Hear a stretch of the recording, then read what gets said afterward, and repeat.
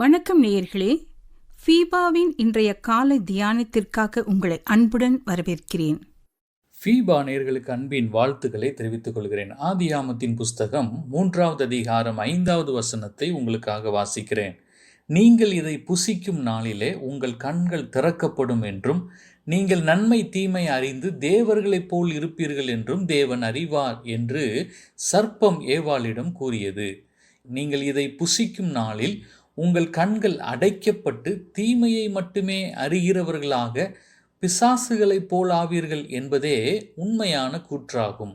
ஏவாளுக்குள் தேவனுடைய சாயலும் ரூபமும் இருந்ததினால் உண்மையிலேயே ஏற்கனவே அவள் தேவனைப் போலவே இருந்தாள். தேவ மகிமை அவளை மூடிக்கொண்டிருந்தது. அவள் பாவமற்ற நிலைவரத்தில் இருந்தாள்.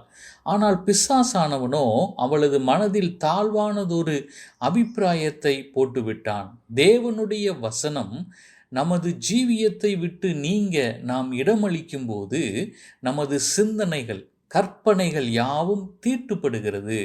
நம் மனது எதிர்மறையாக செயல்படுகிறது. நமது ஜீவியத்தை குறித்து ஊழியத்தை குறித்தும் பல தவறான எண்ணங்களும் திட்டங்களும் கருத்துக்களும் நம்மில் எழுகின்றன. பிசாசு போலியான ஒரு அதிருப்தியை அந்த ஸ்திரீயின் மனதில் கொண்டு வந்து அவளை அழித்தான்.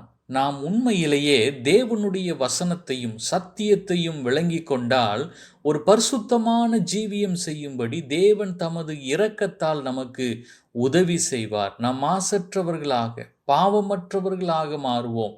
உண்மையிலேயே எல்லா பாவங்களுக்கும் நீங்களான ஒரு ஜீவியம் செய்ய நம்மால் கூடும்.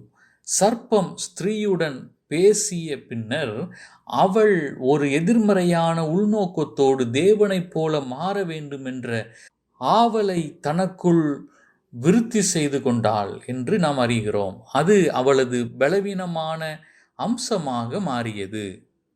பிசாசானவன் நம்மில் உள்ள பலவீனமான அம்சங்களின் மூலமாகவே நம்மிடம் வருகிறான். ஒரு திருடன் ஒரு வீட்டினுள் நுழைவதற்கு பலனற்ற ஒரு ஜன்னலையோ அல்லது கதவையோ தேடுவது போல நம்மில் உள்ள மிக பலவீனமான பகுதிகளையே அவன் தேடுகிறான்.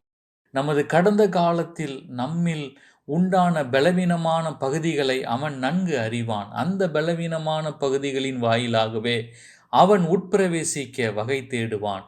நாம் நமது கடந்த காலத்தில் நம்முடைய மனதில் பேணி வைத்திருந்த தவறான ஆசைகளை அவன் அறிவான். அவற்றை அவன் மீண்டும் உயிர்ப்பிக்க முற்படுவான். எனவே அப்படிப்பட்ட எல்லா வாசல்களையும் நாம் அடைத்து விட வேண்டும். எனக்கு அருமையான கர்த்தருடைய பிள்ளைகளே, நம்முடைய தனிப்பட்ட வாழ்க்கையில நமக்குள் இருக்கிற பலவீனங்கள் நமக்கு தெரியும். அந்த பலவீனத்தில் தேவ வார்த்தையை கொண்டு நாம் ஜெயம் எடுக்க அழைக்கப்படுகிறோம்.